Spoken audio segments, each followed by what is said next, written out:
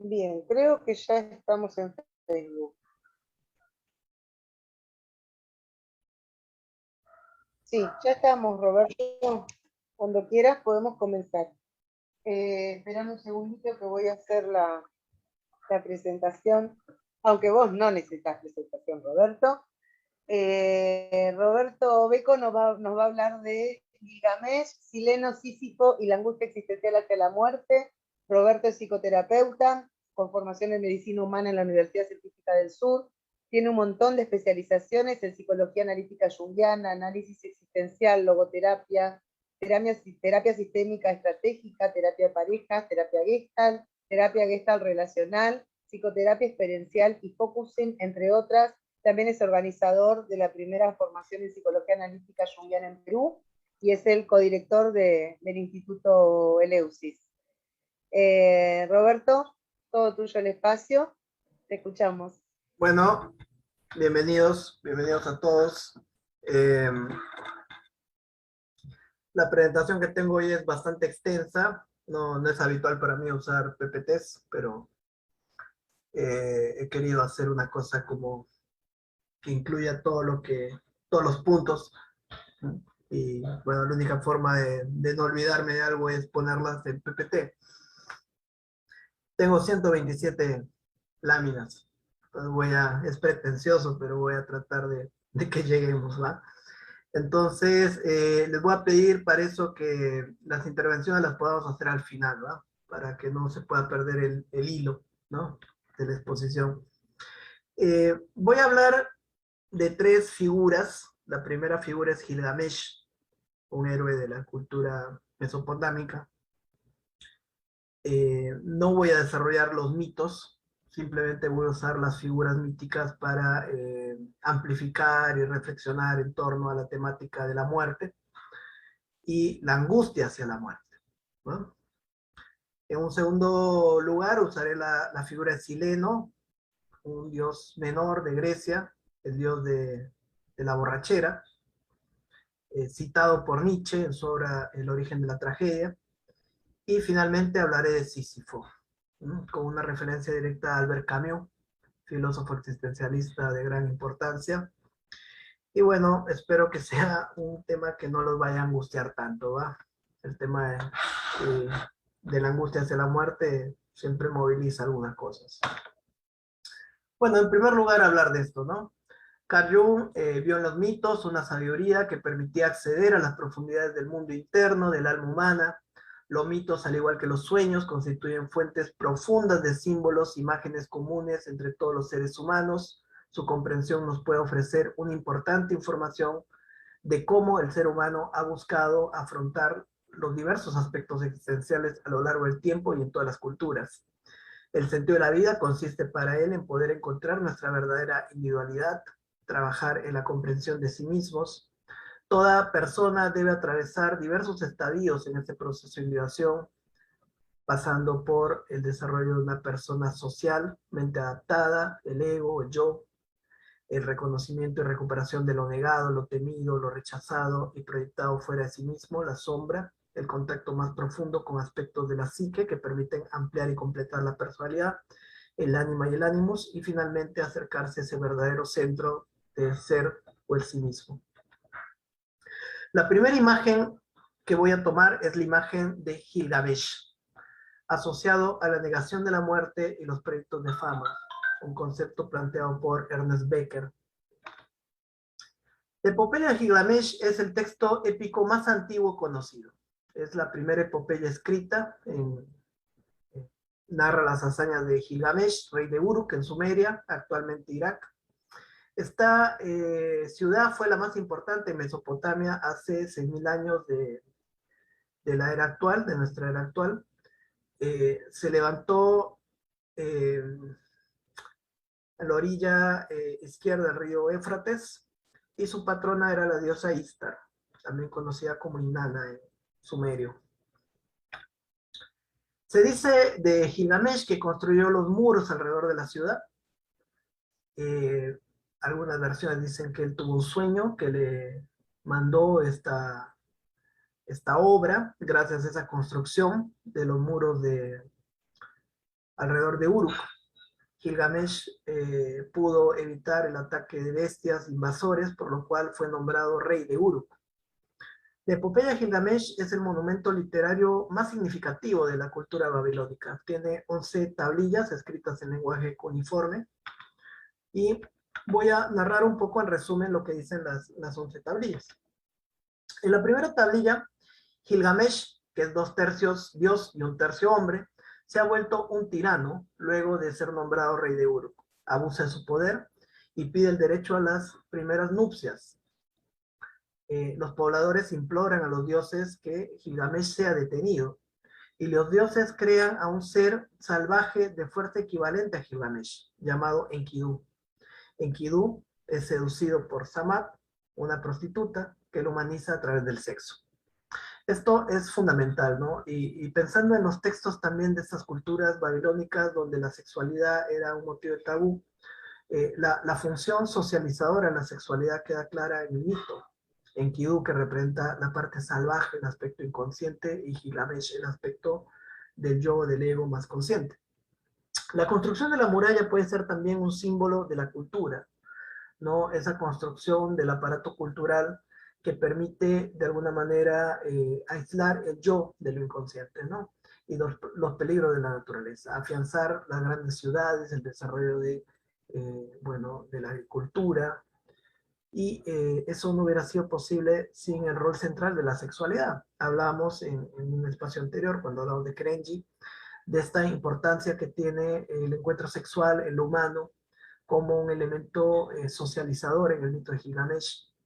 El encuentro, ¿no?, de las miradas, que va más allá del acto netamente copulativo, ¿no?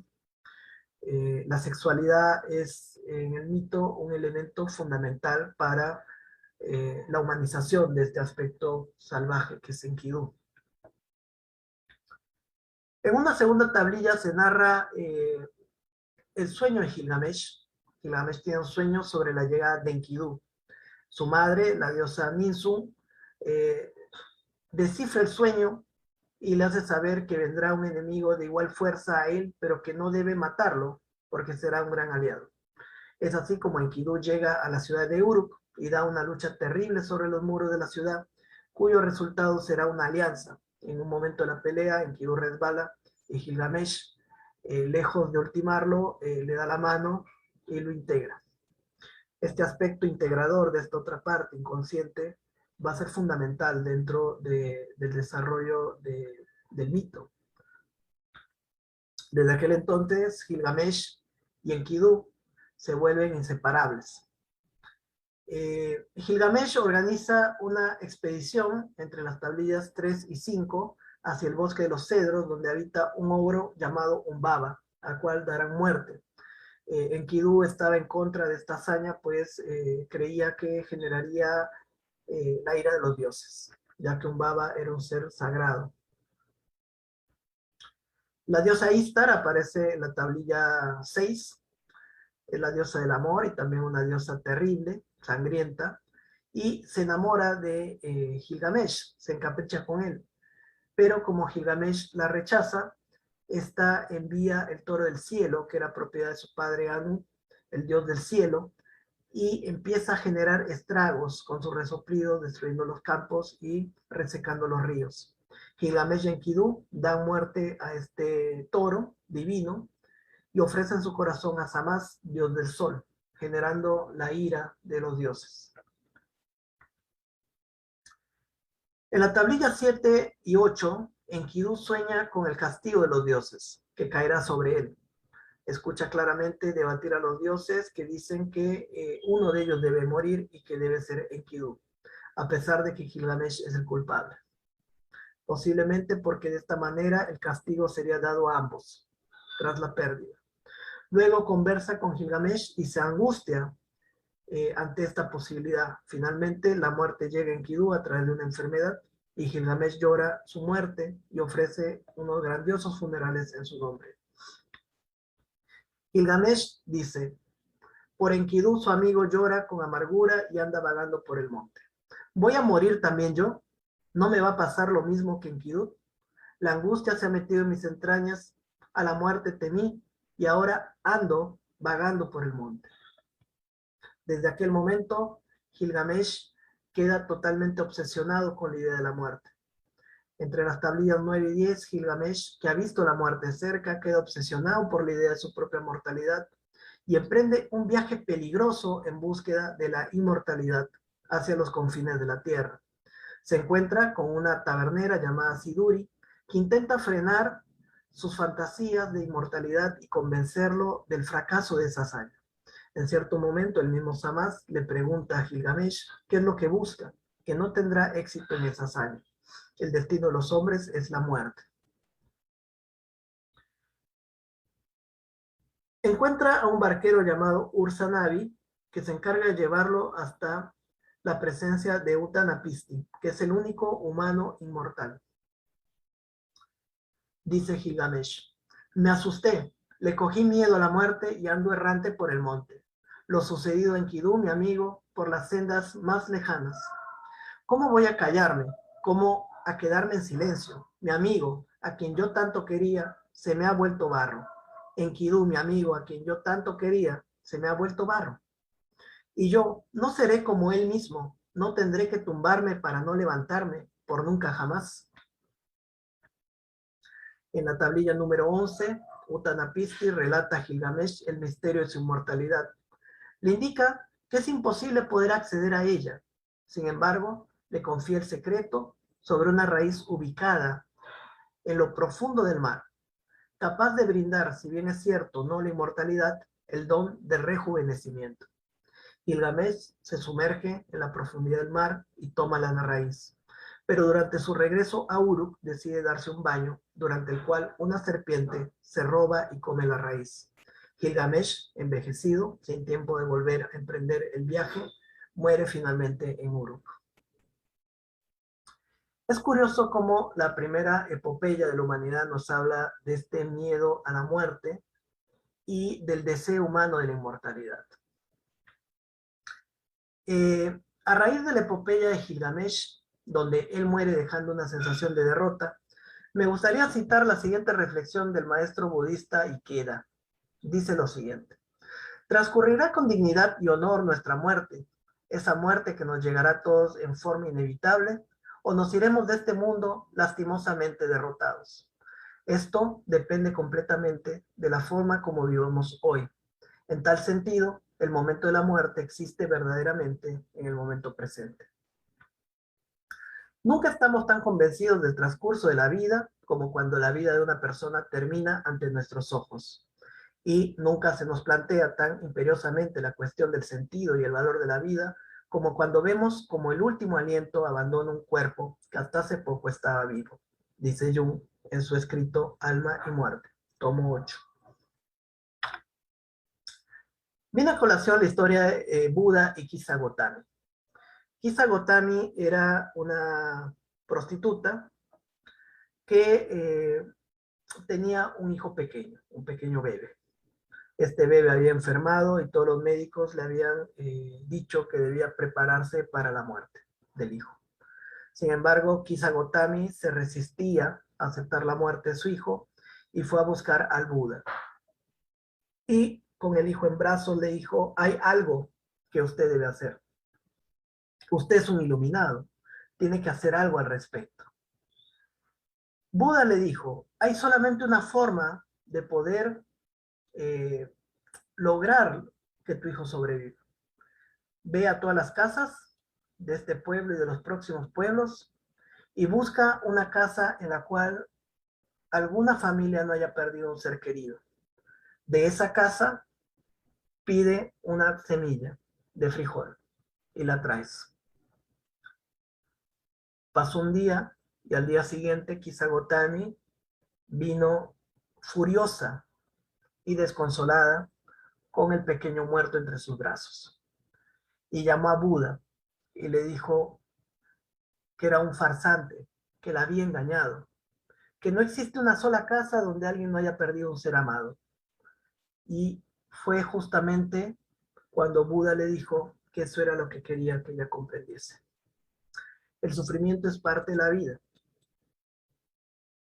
Dice Jung al respecto: es igual de neurótico no acomodarse a la muerte como un objetivo que reprimir en la juventud las fantasías que se ocupan del futuro.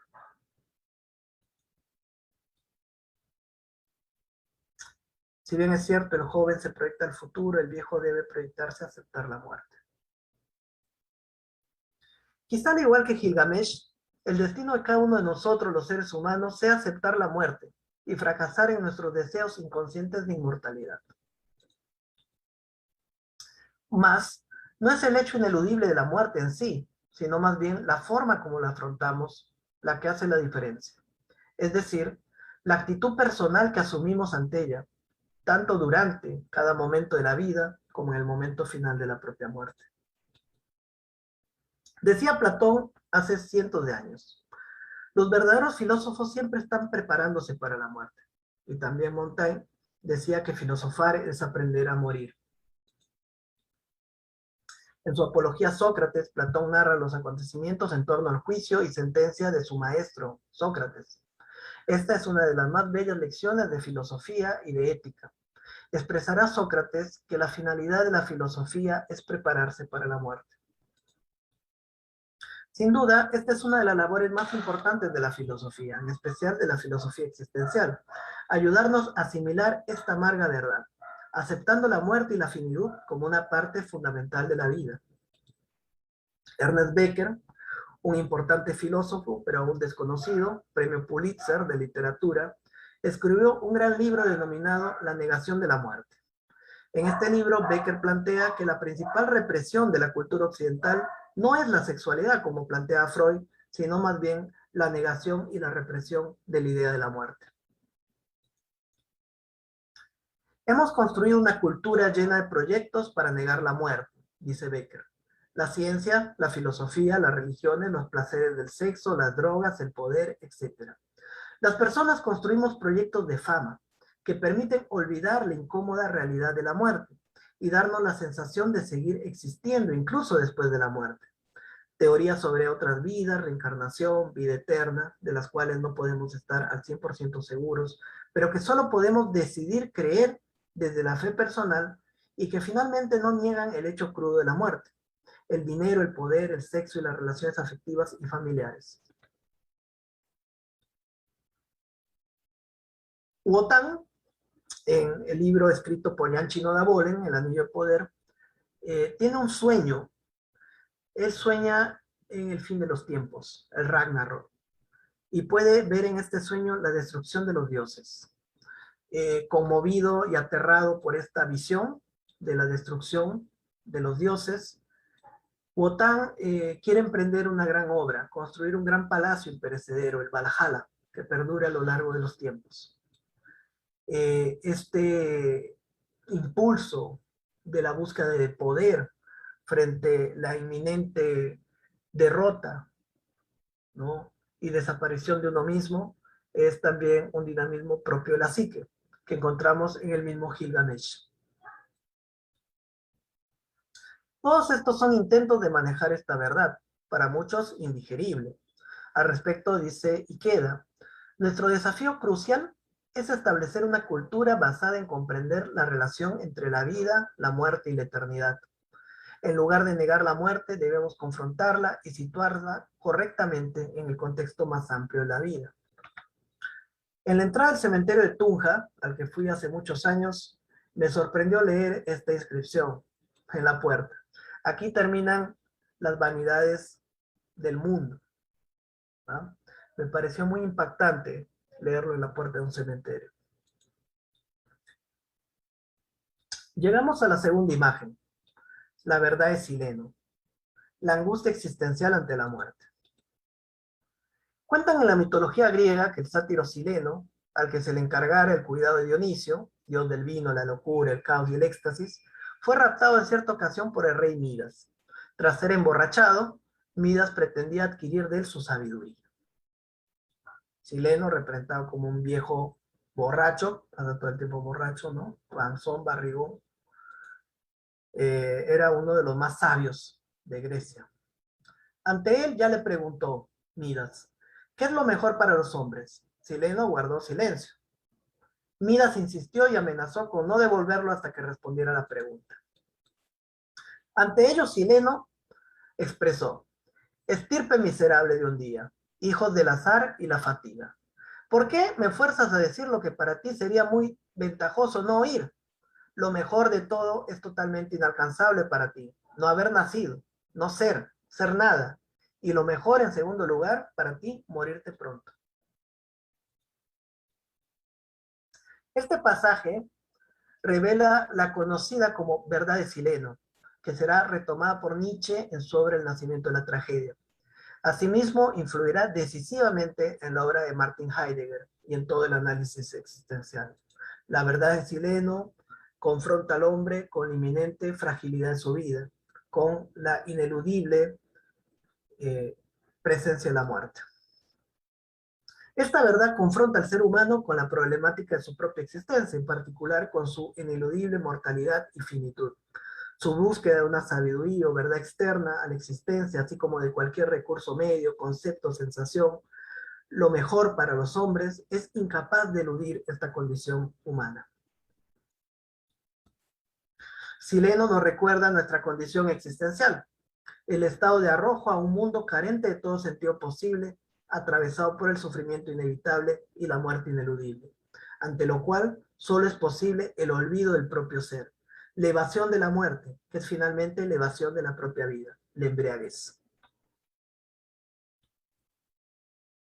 Ser conscientes del carácter ineludible de nuestra muerte es parte fundamental de la condición humana. Este tema ha preocupado a numerosos filósofos, psicólogos, terapeutas a lo largo de todos los tiempos. Requiere, por ende, ser estudiado y atendido con profundidad y seriedad. No hablemos, sin embargo, de la muerte, en tanto un asunto de interés general, un proceso ontológico, sino que ponemos en el centro la propia vivencia, la cual no es solo para Kierkegaard y los pensadores existenciales la máxima autoridad, sino además la única forma de acceso e investigación posible a esta cuestión. Hablamos pues no de la muerte, sino de mi muerte. El monje budista Nichiren expresará: primero estudiar la cuestión de la muerte y luego abogarse al estudio de otros asuntos. Otra sentencia del Zen dirá: entre nacer y morir, tonterías. La vida es vista, pues, como un transcurrir existencial entre ambos hitos, aunque tengamos la impresión que lo fundamental se encuentra en el medio de ellos. A nivel biológico, la muerte es un proceso inseparable de la vida, que yace en cada célula y que incluso con la muerte del ser continúa su curso. Es conocido que, sin embargo, los procesos biológicos de la muerte, la vida sería inviable. En palabras de Cerejedo, Marcelo Cerejedo, conviene que te enteres que todas y cada una de tus células lleva genes programados para matarla en cuanto surja la necesidad, es decir, genes que se coordinan para matarla. Eso se llama apoptosis. Muchas formas de cáncer se deben a una falla en esta capacidad de las células de morir, ¿no? Más, el morir humano es algo que sucede en un nivel distinto a lo biológico, en un nivel de la existencia, que implica una conciencia plena de este proceso como posibilidad. La presencia de un ser, Dasein, que sabe que es mortal y finito. Morir es mucho más que la mera extinción de los signos vitales del cuerpo. Como humanos tenemos eso que es obvio, una conciencia que nos permite percatarnos de cuánto acontece. Es el ser humano quien muere. Los demás seres sencillamente perecen. Existencialmente hablando, morir es diferente al proceso de desintegración física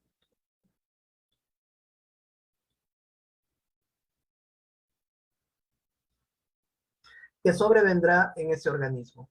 El cuerpo pertenece a la naturaleza y a ella debe restituirse. Pero ¿y la conciencia? Martin Heidegger, en su gran obra Ser y Tiempo, dedica un análisis exhaustivo al modo de ser del Dasein. Este ser ahí arrojado al mundo, que es además el ser ahí del ser. Es decir, es el ser privilegiado en el que el ser es posible pensarse. Ese ser ahí es también el ahí del ser. Es el único ser capaz de pensar sobre su propio ser y por ende atormentarse con la conciencia ontológica. El precio prometeico de la conciencia existencial ontológica es la conciencia de la propia condición, por ende, de nuestra finitud. De ahí la fuente de la angustia, el águila que devora nuestro hígado, órgano de la vida.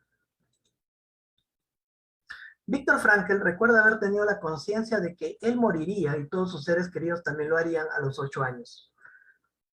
Para él, si el ingreso a la vida es un misterio que requiere de una reflexión metaclínica importante, la salida de la vida no debería ser algo menor.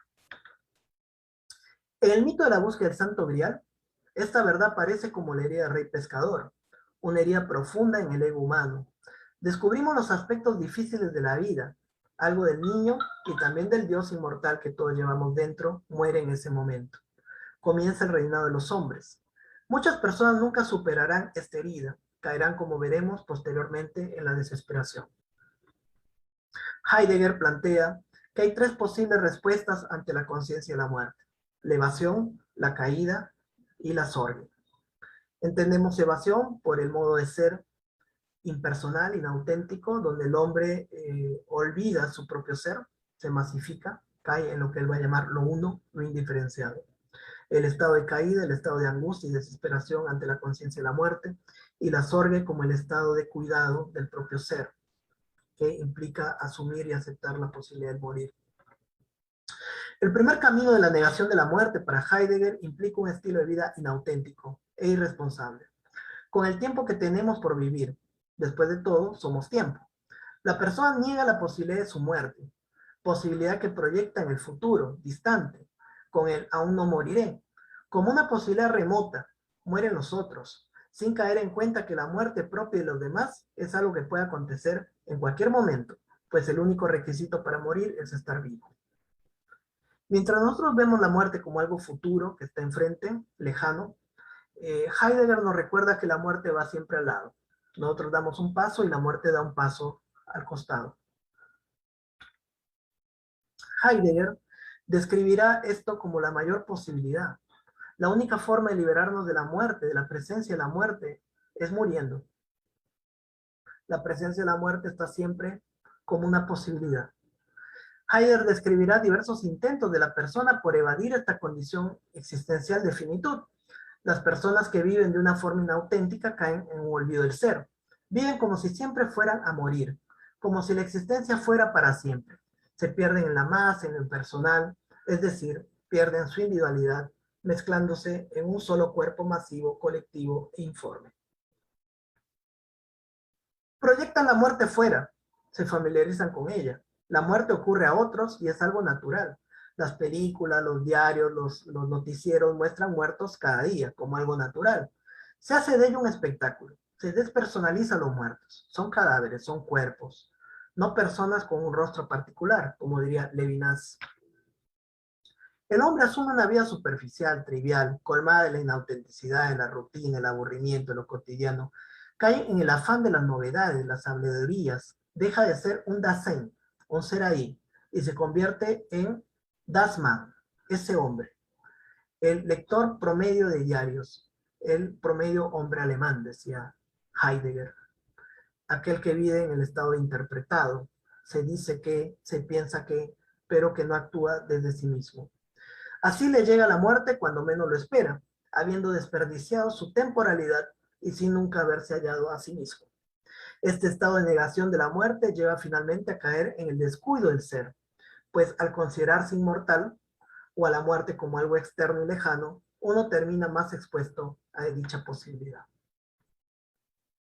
Otra forma de afrontar esta verdad es caer en la desesperación ante la muerte, sea desde una actitud no consciente, en la cual la persona se involucra en movimientos de muerte, como relaciones patológicas, afectivas, violentas, agresivas, autoagresión, drogas, alcoholismo, tabaquismo, conductas de riesgo, exposición al peligro, depresión y suicidio. Inconscientemente, la persona busca liberarse de la angustia y la tensión que le genera la muerte, entregándose a movimientos tanáticos. No es tanto la idea de la muerte lo que desespera, sino la tensión entre el ser y el no ser, entre vida y muerte, que no puede ser sostenida y requiere ser compensada a través de alguna estrategia, medicación compulsiva, sexo, dependencia afectiva, alcoholismo, adicciones a sustancias, adicción al trabajo, ludopatía, redes sociales, consumismo. Cualquier escape es bueno. Irving Yalom, en su obra Cumbre, Psicoterapia Existencial, destaca la importancia de la muerte como una fuente de angustia detrás de la psicopatología. La vida y la muerte son interdependientes, existen en forma simultánea y no consecutiva. La muerte late constantemente bajo la membrana de la vida y ejerce una enorme influencia sobre la experiencia y la conducta. La muerte es una fuente primordial de angustia y como tal es un manantial primario de material para la psicopatología. Søren Kierkegaard, importante existencialista danés, definía la angustia como el vértigo de la libertad. Solo ella nos confronta con nuestra realidad, nuestras posibilidades, nuestra propia experiencia y nuestra propia conciencia. La angustia tiene pues como fin, desde la perspectiva existencial, ayudarnos a vivir una vida existencial más real, auténtica, consciente e intensa. La angustia no es un signo de patología, es un signo de estar vivos. Por más que uno intente negar la verdad de la muerte, tarde o temprano esta irrumpe en la vida de todo ser humano. Tomemos, por ejemplo, a Buda, quien había sido cuidado por su padre para que no conociera los aspectos negativos del mundo, aislado de todos los enfermos, ancianos y muertos, lejos detrás de las murallas del palacio. Se le había dado al joven Siddhartha innumerables riquezas, placeres y cientos de cortesanas. Un día empezó a sentir que sabía leer insuficiente y decidió salir a las afueras del palacio, donde se encontró cara a cara ante la enfermedad, la vejez y la muerte. A raíz de este encuentro abandonó su vida de príncipe y decidió salir al mundo para poder encontrar la forma de afrontar esta verdad. Esta situación, conocida en la metáfora de la búsqueda de sí mismo y del sentido de la vida, conocida como el viaje del héroe, como el inicio del viaje, que surge luego de la llamada. Siddhartha, claro, se dedicó a meditar durante más de 7 años y después tuvo esta gran revelación de las 4 nobles verdades y empezó la difusión del budismo. Sin embargo, él también envejeció, enfermó y murió. La vida nos apela, nos interroga, nos plantea situaciones que exigen de cada uno una respuesta. Uno puede también rechazar estos llamados, uno puede decidir negar la realidad de la muerte, pero esto no anula su realidad. Podemos recordar el cuento de la muerte en Teherán. En cierta ocasión, un persa rico y poderoso paseaba por el jardín con uno de sus criados visiblemente compungido y turbado, porque acababa de charlar con la muerte, quien le había anunciado con tiempo que lo llevaría consigo. Así podía despedirse de todos, incluido de su amo, arrepentirse, pedir perdón en caso necesario. El criado suplicó de rodillas a su amo que le prestase un caballo, el más veloz, para apresurarse y poder huir a Teherán aquella misma noche. El amo accedió y el sirviente se alejó a toda velocidad. Al regresar a la casa, el amo también se encontró con la muerte y le preguntó: ¿por qué has asustado y atemorizado a mi criado? A lo que la muerte le respondió: yo no lo he amenazado, solo le mostré mi sorpresa al verlo aquí, cuando en mis planes estaba encontrarlo esta noche en Teherán, contestó.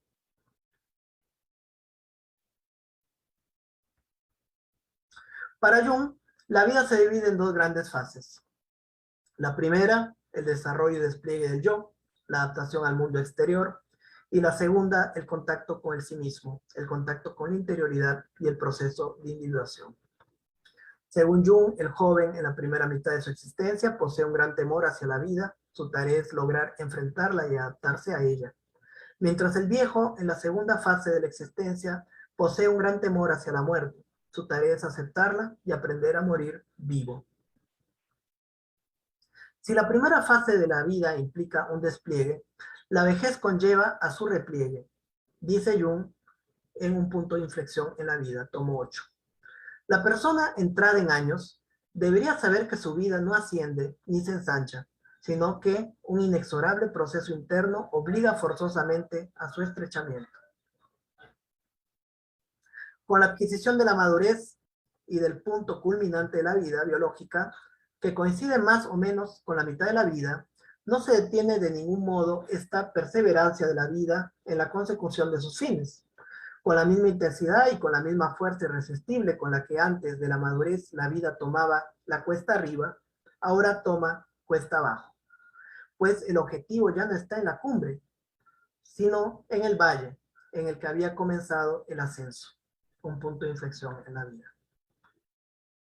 La vida es un proceso energético, como cualquier otro, dice Jung, pero todo proceso energético es en principio irreversible y por lo tanto está claramente orientado a un objetivo, y el objetivo es el estado de reposo. Alma y muerte, tomo 8. El ascenso de la vida le concedemos un objetivo y un sentido, pero ¿por qué no al descenso? Dice Jung. El nacimiento del hombre está preñado de significado. ¿Por qué no la muerte? El joven es preparado durante 20 años o más para el desarrollo completo de su existencia individual. ¿Por qué no ha de prepararse 20 años más para su final? Alma y muerte, tomo 8. A un médico le parece igual de débil y enfermizo un viejo que no puede separarse de la vida que un joven que no es capaz de organizar su vida. Un punto de inflexión. Si la existencia es, según Heidegger, solo el tiempo que nos es dado para ser, entre nacer y morir, un conjunto de posibilidades de ser, la posibilidad es no solo la negación de toda posibilidad futura, sino la mayor de nuestras posibilidades, la posibilidad de no ser. La muerte es negación de posibilidad y posibilidad siempre presente. Sin embargo, la muerte no es una cuestión de edad, una posibilidad que se incrementa necesariamente con el tiempo vivido. No es un punto de llegada futuro, sino una realidad permanente, una posibilidad presente en cada momento. Tal como expresó Heidegger, uno es suficientemente viejo para morir desde que nace o desde antes. Albert Camus narra en su novela, inconclusa, El primer hombre, una novela maravillosa, una escena conmovedora, cuando él va a la tumba de su padre, ¿no? Al que no conoció, pues murió en la guerra, y al ver la fecha de nacimiento y muerte se percata de que su padre es más joven que él, y hace una expresión de decir, y pensar que mi padre es más joven que yo. El tercer modo de ser ante la muerte va a ser denominado por Heidegger como Sorge, que puede ser traducido como cuidado. Esto implica asumir la muerte como la mayor posibilidad de nuestra existencia. Por ende, estamos llamados a cultivar nuestra existencia, a cuidar el tiempo que nos es dado por vivir, a ser pastores del ser. Esto es también llamado por Heidegger autenticidad. La muerte nos es conocida como el fin por antonomasia. Es un punto final que muchas veces se pone antes de terminar la frase, fuera del cual ya solo queda el recuerdo o la repercusión en otros. Jung, Alma y muerte, tomo 8. Tercera imagen, el mito de Sísifo, la rebelión ante el absurdo y la respuesta existencial ante la muerte. Sísifo, hijo de Olo, el más astuto de los mortales, erigió y gobernó la magnífica ciudad de Corinto. Cuando le mandaron la muerte, él encontró la forma de sujetarla de forma de que nadie ya muriese en la tierra. Sin embargo, el dios Ares liberó la muerte y Sísifo no tuvo más remedio que ir al inframundo. Sin embargo, había ordenado a su esposa que no celebrase los ritos fúnebres. Hades y Perséfone, molestos por esta negligencia, se dejaron persuadir por él, quien les dijo que lo dejasen volver para amonestarlos y pedirles que realicen los ritos. Sin embargo, logrando escapar del reino de las sombras, Sísifo se dedicó a disfrutar de la vida. En medio de un banquete disfrutaba Sísifo del éxito de su treta, cuando Tánatos apareció para llevárselo al Tártaro, donde le esperaba un ejemplar castigo. Debía empujar con sus brazos y piernas una gran roca hacia la cima de una montaña, solo para una vez lograda la hazaña, esta rodase nuevamente y él siga realizando la tarea hasta el fin de los tiempos. Desde la mitad de la vida hacia adelante, dice Jung, solo permanece vital aquel que está preparado para morir con vida, alma y muerte. La vida de esta segunda mitad no significa el ascenso, el despliegue, la multiplicación ni la exaltación de la vida, sino la muerte, pues su objetivo es el final. Se anquilosan tantas personas al llegar a la edad madura porque miran hacia atrás y se aferran al pasado con un secreto temor a la muerte en el corazón. Viktor Frankl expresará una metáfora hermosa sobre esta misma idea. Solemos entender la vida como una línea recta que se proyecta hacia el futuro desde nuestro nacimiento y la muerte como un punto que interrumpe esta línea vital.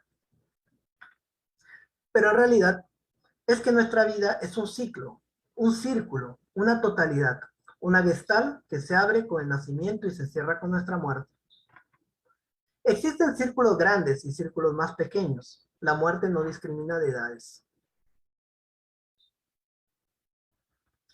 Pero lo importante no es el tamaño del círculo, dice Frankl, sino cómo lo llenamos. Uno puede vivir muchos años y tener una vida carente de sentido. Frankl dirá que la muerte no consume la vida, la consuma. También expresará que en realidad uno debería vivir como si yo hubiera vivido una vida en la cual se hubiese equivocado y estaría a punto de equivocarse de nuevo. En esta foto está Frankl con Heidegger. Muchas personas toman conciencia demasiado tarde que, tal como expresaba Frankl, la muerte no le quita sentido a la vida, sino que le brinda un sentido mayor, dado que nos recuerda que la vida no es para siempre. Nos confronta frente a la pregunta por el sentido y nos invita a asumir una responsabilidad frente a nuestra propia existencia. Para Frankl, la angustia hacia la muerte solo aparece en aquellos que no han sabido llenar el tiempo que les fue dado por vivir.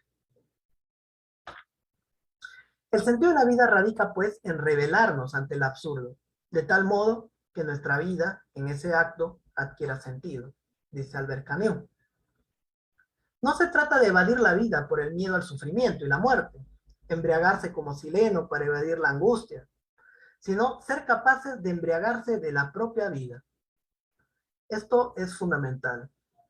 Vemos la figura de Sileno y la figura de Dionisio. Mientras Sileno es el dios de la embriaguez, de la borrachera, que pasa todo el tiempo evadiendo el estado de conciencia, ¿no? Adormilado, y tiene la sabiduría propia de los borrachos, ¿no? Ese saber propio. Pero pasa la mayor parte del tiempo ebrio, embriagado. Dionisio, el dios del vino, ¿no? Bebe para celebrar la vida, no para evadir la vida. Esta es la diferencia entre la figura de Sileno y Dionisio, entre embriagarse para evadir la vida y embriagarse la vida misma. El sentido de la vida no está, pues, en buscar un propósito metafísico, sino en el hecho mismo del vivir. De ahí la importancia de este modo estético aclamado por Nietzsche. La estética sería esta forma de vivir a través del sentir. La ciencia del conocimiento sensible, diría Baumgarten. En Dionisio está condensado ese vitalismo propio de la vida en toda su voluptuosidad y grandeza, capaz de enmarcarse incapaz de enmarcarse dentro de la razón, que ha de captar como tributo también el sufrimiento y la muerte en toda su crudeza. No podemos abrazar la vida sin abrazar el sufrimiento y la muerte. De ahí que Dionisio represente esos aspectos paradójicos y se le asocia muchas veces con Hades. La figura de Dionisio, ¿no? Justamente traída nuevamente por Nietzsche, nos revela esta necesidad de reconexión con estos aspectos de la vida. El nihilismo es la negación de la vida, el desprecio de los aspectos propios y paradójicos de la vida. De ahí la denuncia de Nietzsche al cristianismo, al budismo y al racionalismo occidental. La crítica de Nietzsche al racionalismo, que deja de lado la experiencia estética, el sentir, la emoción, lo inconsciente. La crítica al cristianismo, que excluye el cuerpo, la sexualidad, el poder, y que finalmente promete una vida más allá de la muerte, cayendo en un desprecio de la propia existencia. Y el budismo, que busca deshacerse del sufrimiento a través de una desconexión de la vida. La vida no es orden, no es razón y luz. es sobre todo caos, instinto y oscuridad para Nietzsche. El suelo nutricio del alma, dice Jung, es la vida natural. Quien no acompaña a esta quedará paralizado y suspendido en el aire. No debemos buscar el sufrimiento, pues el sufrimiento es parte de la vida. Pero si este viene a nuestro encuentro, debemos afrontarlo con dignidad, con la cabeza en alto. A esto se refiere Nietzsche con amor fati, amar lo que es. Para Frankl, el sentido de la vida solo es posible encontrarlo en la vida misma, en el hecho de vivir, de responder a la vida en cada situación concreta. La única respuesta posible ante la angustia de la muerte es para Camus la rebeldía ante lo absurdo, a través de la vida misma. De ahí que no sea casual la elección de Sísifo para su famoso ensayo El mito de Sísifo. Podemos comprender entonces que más que un tramposo, un triste o cobarde, Sísifo amaba la vida, de ahí su engaño a Hades. En su famosa obra, La insoportable levedad del ser, Milán Kundera plantea la relación entre el peso y la levedad. Y nos hace la pregunta, ¿qué habremos de elegir, el peso o la levedad? Es cierto que la existencia es siempre una piedra, implica un gran peso, y que la levedad siempre es anhelada y requerida como una forma de evasión. Nadie puede sostener el peso de la existencia todo el tiempo. Ahí radica la gravedad, la desesperación del castigo de Sísifo.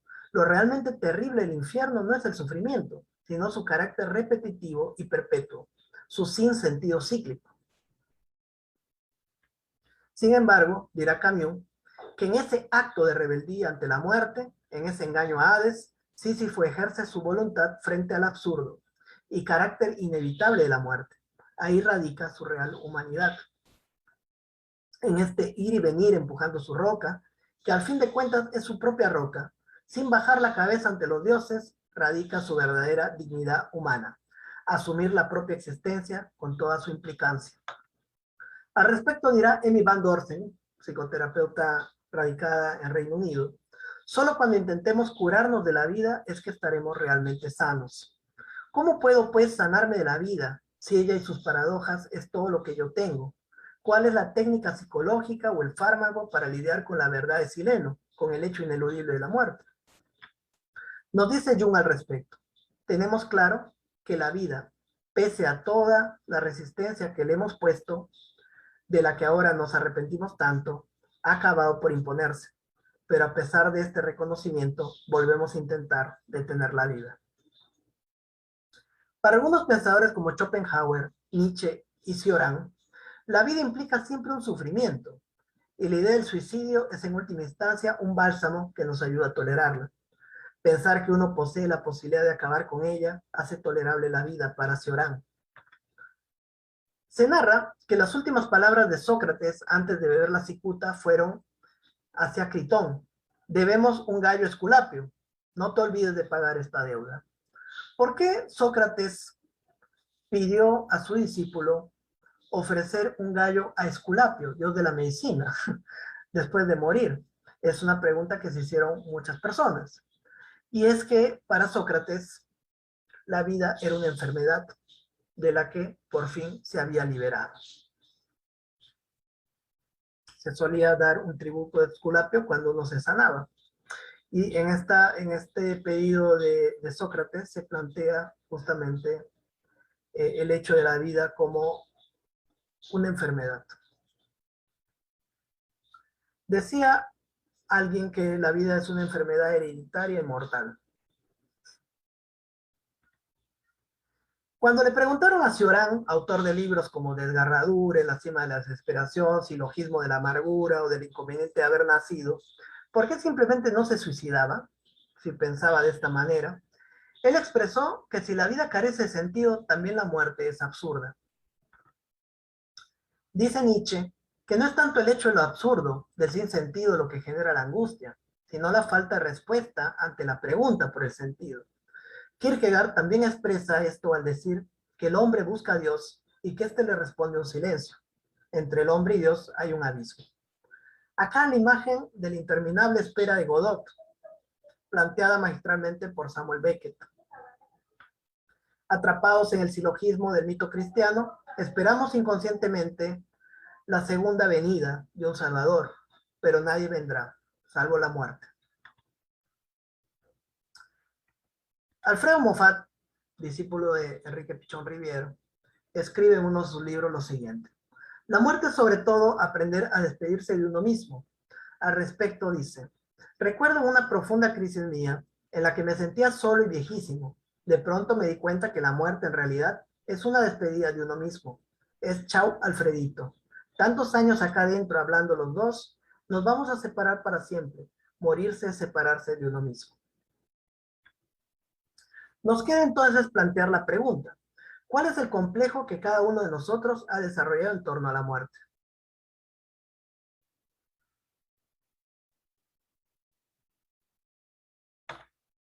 Sobre esta temática podríamos reflexionar mucho en torno al extranjero de Albert Camus. Meursault es un hombre tomado por lo absurdo. Su propia muerte es finalmente equivalente a una vida sin sentido. Por ende, no posee el menor interés en defenderse. El completo sinsentido se refleja en la gran obra de Camus, Calígula. El absurdo en todo su esplendor. Ante la pregunta por el sentido de la vida, existen 4 respuestas posibles. Existe, pero no puede ser conocido. Existe y podemos conocerlo. Acá hay un error en el PPT. No existe, pero podemos construirlo. Y no existe y nada de lo que hagamos es capaz de dárselo. ¿Va? Ante la pregunta por el sentido de la vida, existen 4 respuestas posibles. Existe y lo puedo conocer. Existe, pero no hay forma de conocerlo. No existe, pero podemos crearlo, inventarlo. Y no existe y nada de lo que hagamos podrá darle sentido a la vida. Camus inicia su ensayo expresando que solo existe un problema serio: el suicidio. Y ante esta cuestión, solo una pregunta importante: ¿merece la pena ser vivida? ¿Existe pues sentido ante el carácter absurdo de la existencia, o somos como ese topo atrapado en su laberinto del cual nos habla Schopenhauer, cavando en el lodo, ciego, en busca de gusanos para alimentarse, bajo la promesa de una copulación futura, para que sus crías topos hagan lo mismo hasta el fin de los tiempos? Carl Gustav Jung dirá lo siguiente: la neurosis es el llanto del alma que no ha podido encontrar su sentido. El sinsentido de la vida es un padecimiento anímico, cuyo alcance y cuya trascendencia aún no ha comprendido nuestra época. Alma y muerte. Tomo 8. Planteamos una segunda pregunta: ¿cuál ha de ser la respuesta que tomemos frente a la pregunta por el sentido de nuestra vida?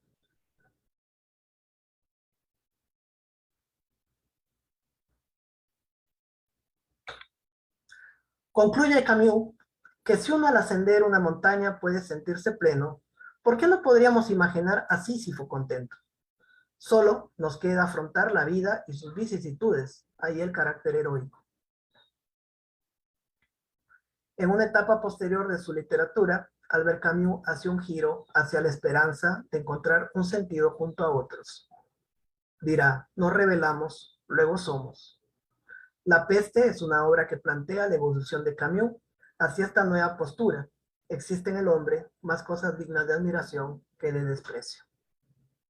Albert Camus murió en un accidente de tránsito con su editor, Gallimard, a poco tiempo de recibir el premio Nobel, una muerte absurda. Y en la cajuela del coche se encontró el manuscrito de su novela El primer hombre.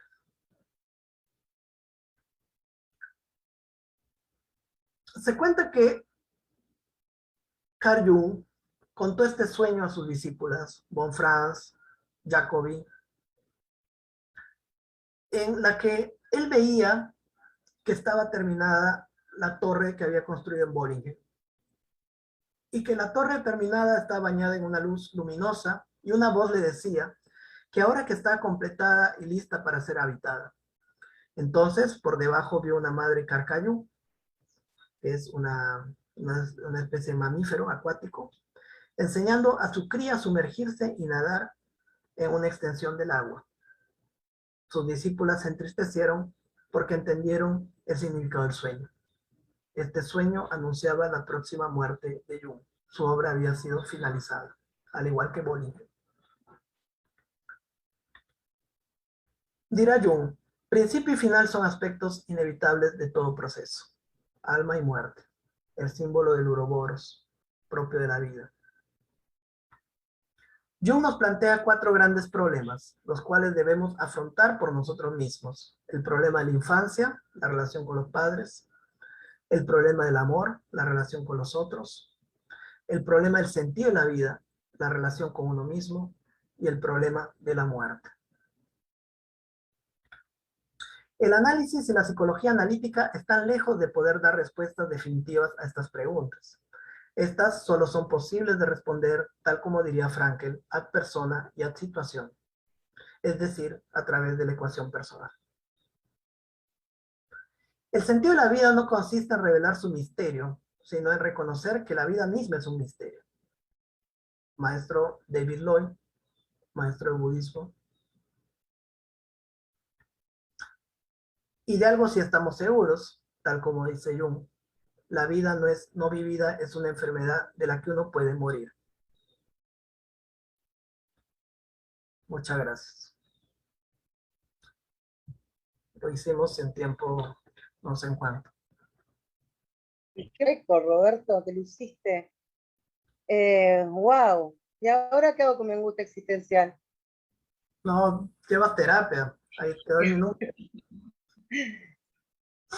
Ese es el objetivo, es ese. Wow. Impresionante, de verdad.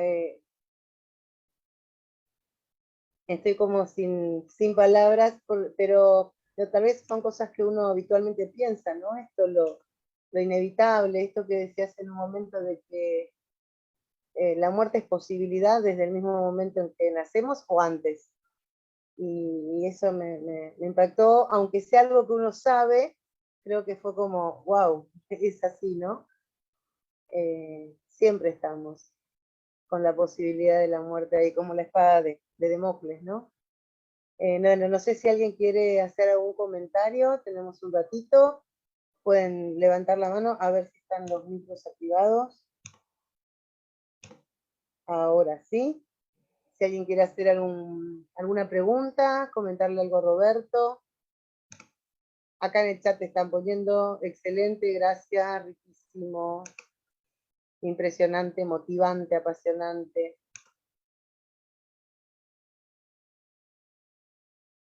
Menos que dio tiempo, ¿viste? Sí. O lo tuve que hacer así, de corrido, porque si no... Sí, también es un tema que es como que hay que sobrevolarlo porque si nos metemos demasiado salimos todos a terapia de verdad. Acá bueno, te siguen diciendo que estuvo excelente, magnífico. Si alguien quiere abrir el micro, están habilitados eh, para que no sea yo la única que acá exprese toda su angustia existencial que siente en este momento. Hay que procesar, dice Isabel. Claro, claro que sí.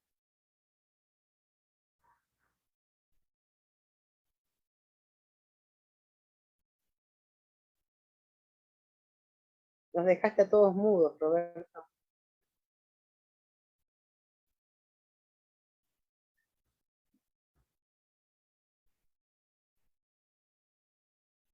Quedamos todos así.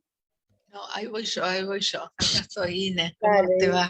gracias. Bueno, qué hermoso, Robert. La verdad que te súper agradezco porque son unos viajes estos encuentros. Y me quedé pensando con este cierre que acabo de publicarlo en el Facebook, con esta hermosísima reflexión, la vida no vivida, ¿no? Si estas cosas se hubieran estudiado antes o se dieran como materia en los colegios, en las secundarias, ¿no? ¿Cuántos nos ahorraríamos? Porque nos preparan realmente con un chip en una dirección y bueno, cuando llegamos a la mediana edad, a la crisis de la media edad como es la mía, nos damos cuenta que en realidad era todo mucho más sencillo, ¿no es cierto? Sí. Sí, es la paradoja, ¿no? La paradoja de la existencia es que la vida es sencilla. Yo tengo una maestra, ¿no? Que es muy importante para mí, que es Margarita Españolo, la maestra de Gestalt. Y ella me decía, Roberto, ¿para qué estudias tantas cosas, tantos enfoques, ¿no? Ella se quejaba de que yo había dejado la Gestalt, ¿no? Entonces, y me decía, la vida es sencilla, no hay que estudiar tanto. Yo le digo, la vida es sencilla, pero las personas no, ¿no? Y Claro. entonces, esa paradoja, ¿no? Entonces uno llega a darse cuenta, bueno, que la vida es simple. Cuando le pregunté a este maestro, David Lloyd, justamente, ¿no? Que es un maestro que a mí me impresionó mucho, ¿no? Le pregunto una vez cuando estaba él en Perú, ¿cuál es su objetivo, ¿no? Con el budismo, ¿para qué hace budismo? Y él me decía que era llegar a ser un ser, una persona ordinaria, ¿no? Llegar a ser una persona ordinaria. Entonces, claro, uno llega a darse cuenta de eso y luego de muchas revolcadas, ¿no? Entonces, Decímelo. la vida es un río salvaje al cual nos lanzan y nadie está preparado. Y uno tiene que ver cómo le hace, ¿no? Y entonces, bueno, de pronto aprendemos a nadar mejor y bueno, hay un momento en el cual desembocamos en un mar apacible, ¿no? Pero todo ese proceso cuesta sangre psicológica, ¿no? O Sangre sea, psicológica, qué hermoso. y claro, o sea, es eso, yo no sé, me parece importante, ¿no? Planteo dos preguntas en la charla. La primera es, ¿cuál es el complejo que tenemos cada uno en relación a la muerte? ¿No? O sea, cada uno tiene un complejo en relación a la muerte, una forma de vivirlo, de entenderlo, de procesarlo, ¿no? De afrontarlo o evadirlo. Entonces, creo que eso es importante, ¿no? Pensar en eso. ¿Cuál es el complejo que cada uno tiene en relación a la muerte? ¿No? Y por otro lado, ¿cuál es la respuesta que vamos a dar frente a la pregunta por el sentido? ¿No? Sí, yo cuando te escuchaba pensaba, ¿no? Siempre me pongo como ejemplo yo porque es la vida, y es la vida de todos. Que mi gran temor es la enfermedad, ¿no? Es como que la muerte, si la pienso como muerte, sería como hasta un alivio. Pero si yo te digo hoy mi temor, y no sé qué tipo, vos lo dirás, ¿no? Es más que nada la cuestión del tránsito a la muerte, ¿no? La enfermedad, me gustaría como saltear la etapa de la enfermedad y pasar de un día para el otro a la muerte. De hecho, así se fue mi mamá con muerte súbita, ¿no? Pero bueno, te lo dejo ahí como para que me digas algo. Sí, claro, y digamos también lo que plantean, ¿no? Acá las muertes simbólicas, ¿no? Que dice, por ejemplo, Lilia, ¿no? No solamente está la muerte, ¿no? Sino también están las pequeñas muertes que cada día vamos viviendo, ¿no? Para la mirada junguiana, la muerte del ego es fundamental, el egocidio para la transformación. Siempre estamos muriendo, etapas, fases, ¿no? Mm, Hay que aprender a morir. Nadie nos enseña cómo, ¿va? Sí. Y son como, pensaba, todos los cierres, los finales, ¿no? Cierres de carrera, casarse es una muerte, tengo que morir a mi soltería para, ¿no? Tener un hijo, son como pequeños ensayos de la muerte, de la muerte real, física, estas pequeñas muertes de todos los días.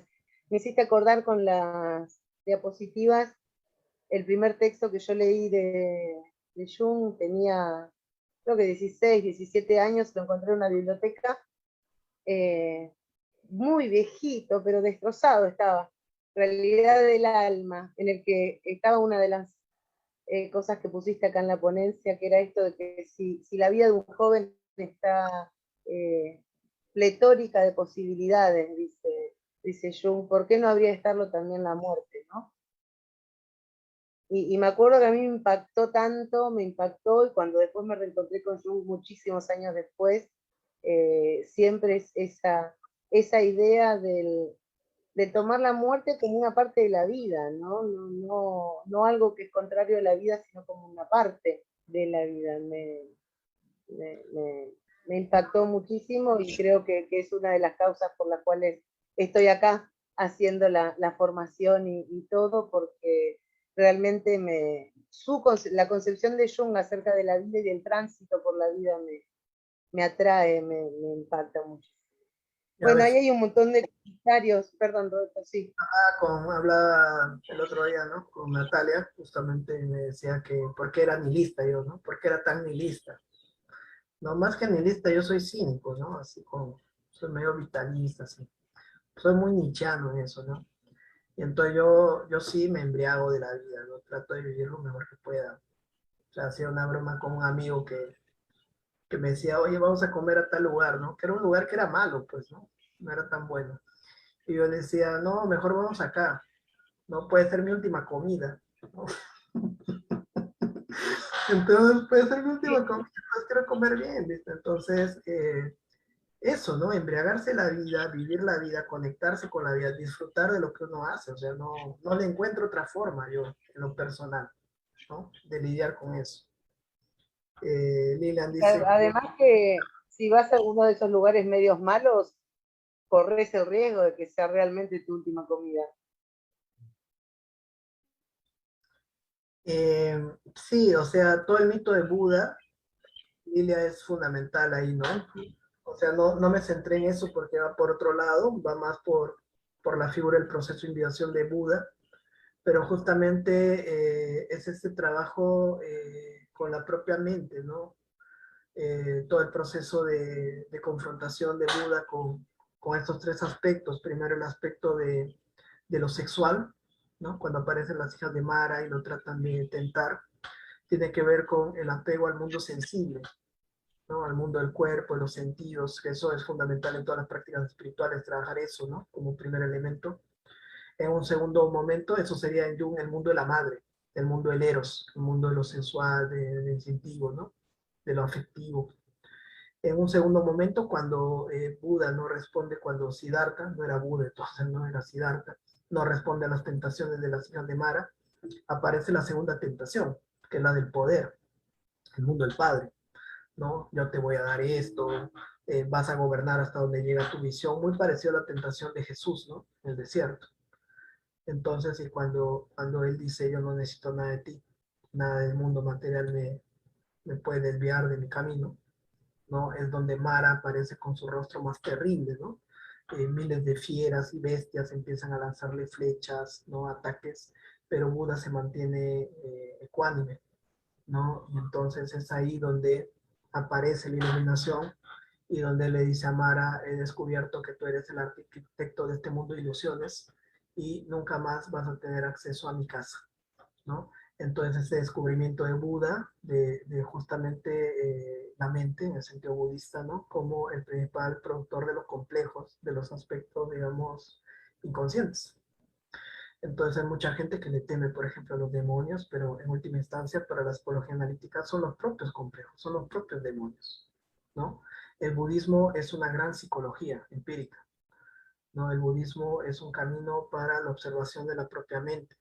Al igual que en la doctrina de Sócrates, lo que genera la maldad no es el pecado, sino ignorancia, el desconocimiento.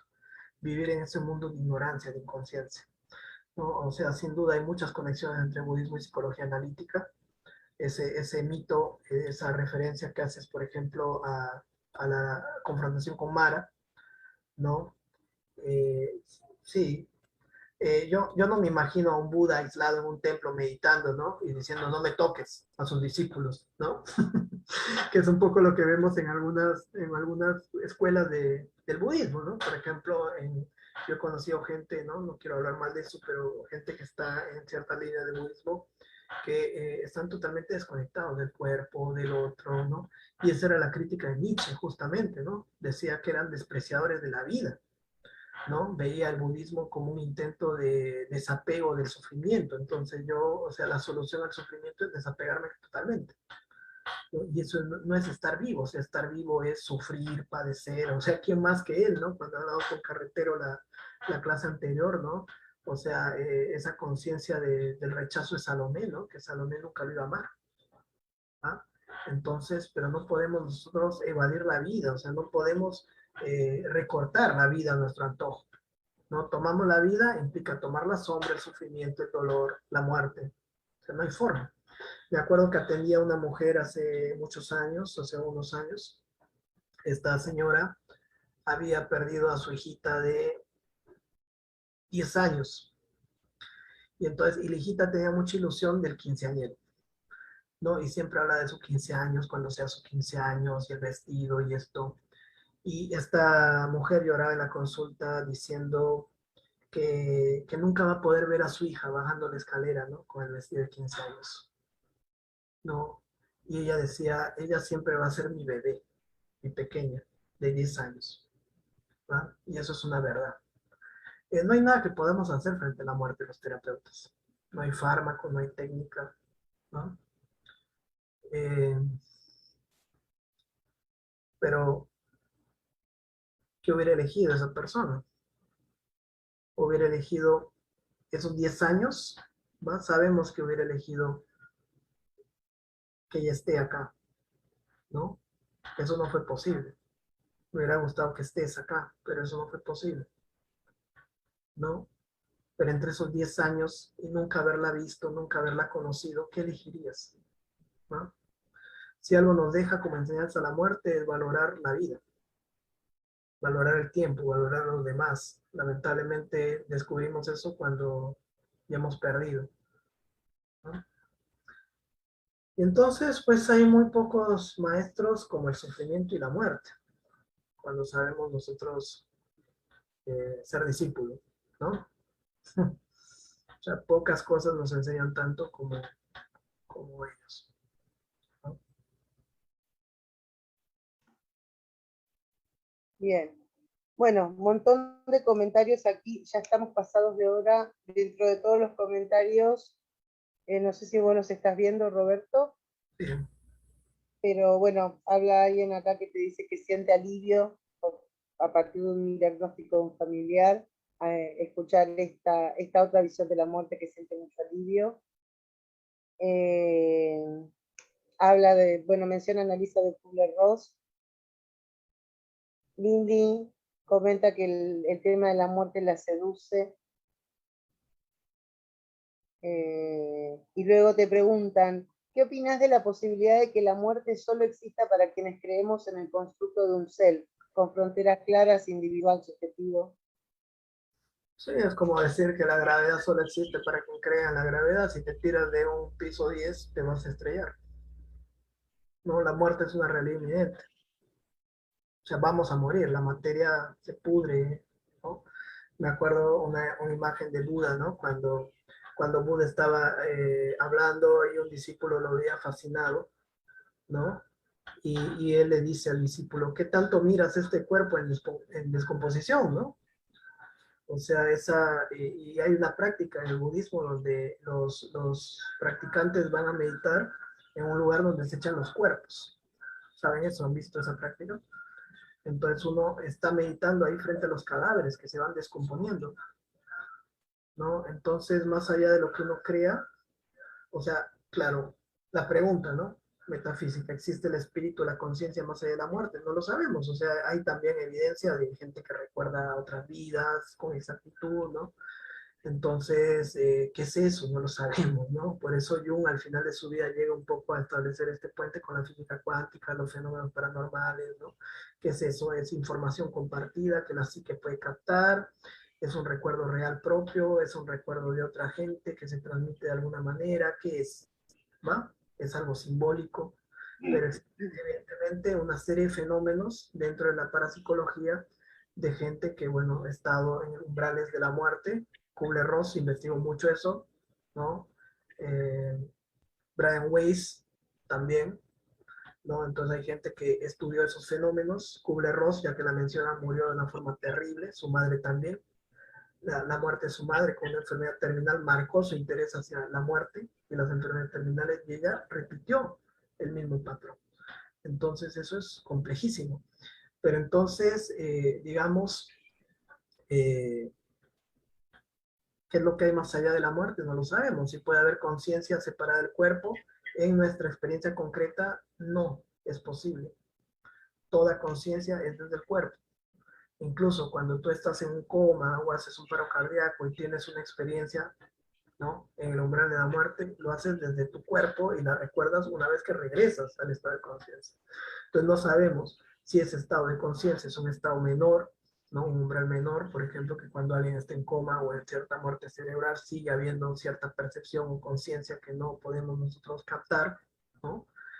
O si realmente puede haber una conciencia separada del cuerpo, ¿no? Pero esa es una cuestión de la metafísica, digamos, ¿no? No sabemos realmente, entonces uno puede creer que existe más allá de la muerte, la reencarnación, la migración de las almas, todo esto.